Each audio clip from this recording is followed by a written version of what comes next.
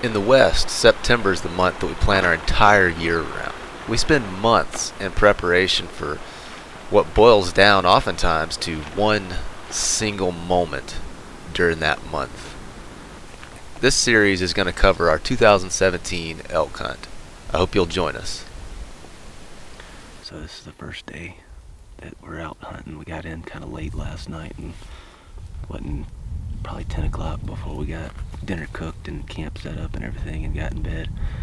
So we kind of slept in this morning and kind of late start of the day, but the thermals in here are pretty strong right now. They're really ripping up this hill, but there's a little ridge here we're gonna go up, and sometimes, it doesn't work all the time, but sometimes this ridge has a north side, and if you get on that north side and stay right in the bottom, the thermal right in the bottom will still be coming down. And so we're gonna slip around the north side of this ridge and see what the wind's doing in that bottom, because if we keep going up this ridge, anything that's bedded up there is gonna catch our scent way before we get there. So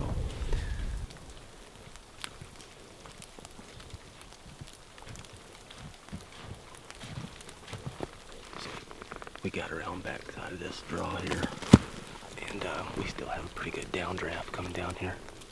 Now, most of the time, I don't think I've ever run into anything bedded in this draw here. Most of the time, they kind of bail over and bed on this north slope with a big ridge up here. But we're gonna just ease up here and get a good spot for glass, and we'll just look down in a couple of basins. But I wanted to mention, so it snowed probably 3 days ago, quite a bit of snow, probably 7-8 inches. And these conditions that we're in right now, where the sun comes up, starts to warm up these trees that are holding all that snow, and the snow just dumps and creates these thuds. That's really good conditions for still hunting because the woods are so noisy. The animals can't hear you moving around. There's a lot of movement with the tree boughs kind of moving around.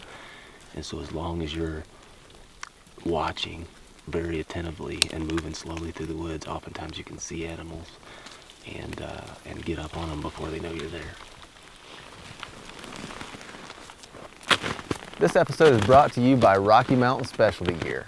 RMS Gear has everything that you could possibly need, from bows, arrows, and broadheads to doodads you've never heard of before.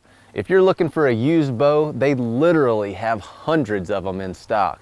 Check them out at rmsgear.com.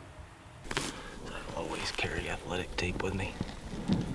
I got these boots but a couple of weeks ago. I haven't really had time to break them in very well, which is not an ideal situation to be on a hunt with, but it is what it is. But anyway, if you carry athletic tape with you and if you start to feel any rubbing at all, go ahead and tape it, because I mean, if you keep walking on that and you get a blister, that can totally ruin a hunt. So, but if you put athletic tape on your hot spots, it'll keep your socks and boots from rubbing, and that'll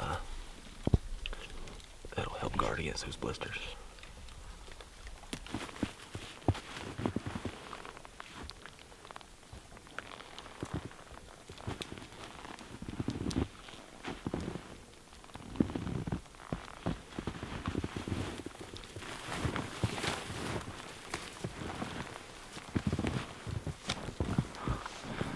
So this, kind of getting up high in this draw here. So we're on a north slope here, it's timbered. The other side of this ridge is open, and then there's a big meadow here behind us. And those elk like to bed. There's another patch of timber up here. They'll come in the evenings, a lot of times they'll come feed through this opening on the other side, come up through this little draw, and then go out into this big meadow here. You got a pretty good crossing right here where some came through. It was probably yesterday, judging by how much the frost is in those tracks. But 2 years ago, Teague and I set up in this draw. It wasn't very far from this spot right here, and Teague ended up shooting a cow out of here, and it worked out perfectly. I mean, it's kind of a crapshoot on where they're going to cross. There's a dozen crossings coming up and down through here. But we just picked out the right one that evening and had a lead cow come through. She had a calf with her, and he let her pass through. There was another cow, and when that first cow came through, he drew. Well, that lead cow, when she got out into the meadow, she stopped, and he was already at full draw. And when she stopped, everything behind her stopped. And he sat there, and he's a pretty good sized guy, but he shoots like a 65-pound bow, and he draws it to like 30 inches. And he sat there at full draw with a 65-pound bow for, I want to say 35 seconds. I was filming the whole time. It was impressive.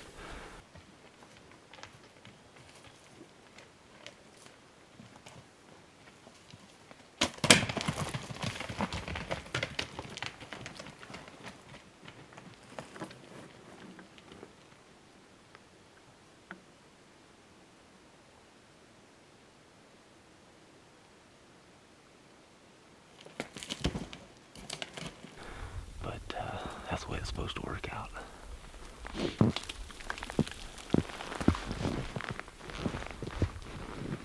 So we come up this draw a little bit farther. There was some elk that came out. Looked like they came out of this, or came into this meadow last night, come out early this morning. You can see these tracks. You can kind of get a pretty good idea of how old these tracks are. I can tell that this was this morning, and then it didn't go through last night because last night was really cold, and tracks that were there yesterday would have hoarfrost in them. This track is really slick on the bottom, so it wouldn't have been there yesterday. But you can tell that it's not real fresh because it's right up against a rock right here. You can see, so it's probably 10 o'clock. It's warmed up quite a bit, and this rock is soaking up some of that solar radiation. It's getting warm, and the snow is kind of receded off of it just a little bit. So if this was a fresh track, that snow would be pressed right up against it.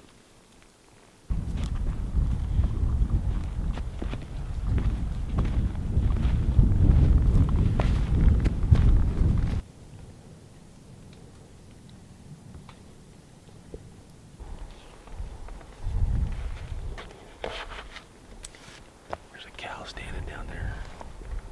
It's kind of a little rocky ridge in the middle.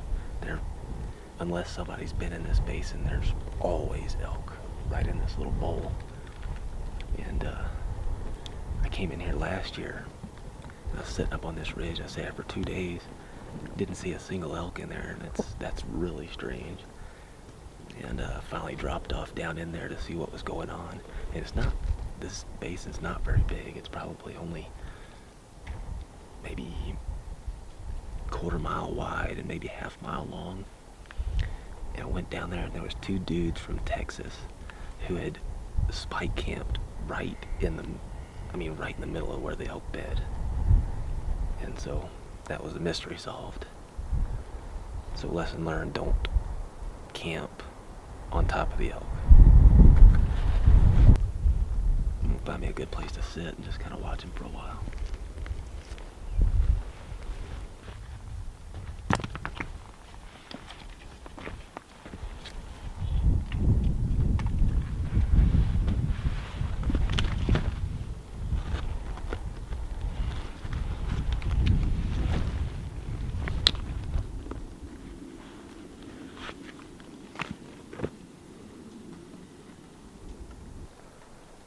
So we were slipping up this ridge here.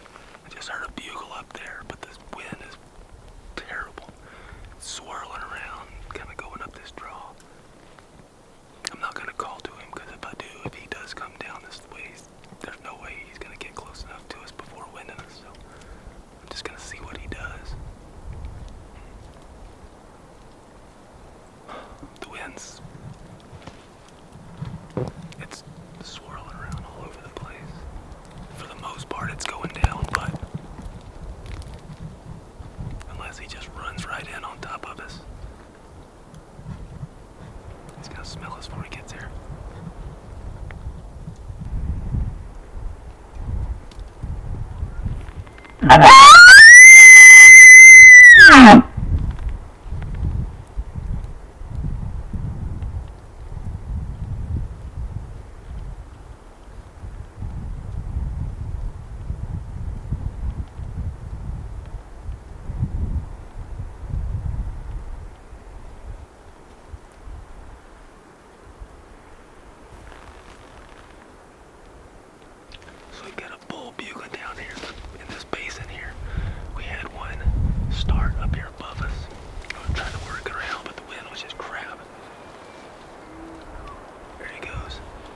we've got a real strong wind coming up this face right here, so this is a perfect setup.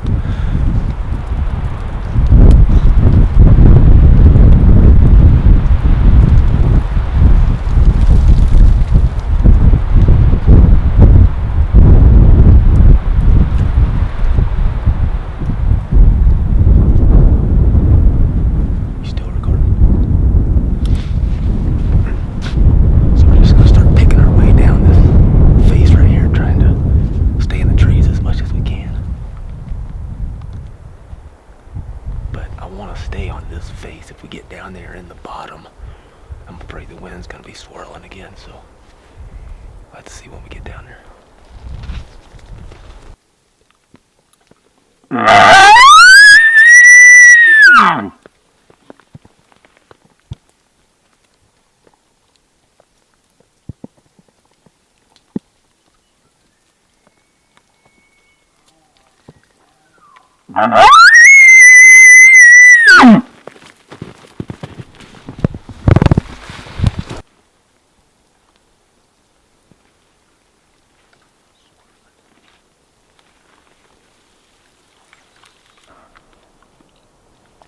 Well, it's starting to get fairly dark. We're just gonna still hunt down this ridge here. We got about 2.5, 3 miles back to camp, but I think I know where I'm going in the morning. That bull, we started going down in there to him. The wind's really good up towards the top of the ridge, but once you get down in that bowl, it was just all over the place, and he wasn't bugling very good, but he cranked up again this afternoon. But we probably had time to go in there, but the wind was still not quite right. And personally, I feel pretty confident that nobody's going to go in there and mess with him, so I feel like I can back off and just let him be and wait for better conditions. So, you know, we had that real strong wind coming up that face, and that was creating all sorts of eddies down in that bottom. So I'm gonna wait till we have some good calm wind and we get those nice steady downdrafts in the evening about this time. But if you can catch it like that, then you get a lot better chance of getting close to them. So, but I don't know. We'll go back camp, see what those other guys saw, get something to eat.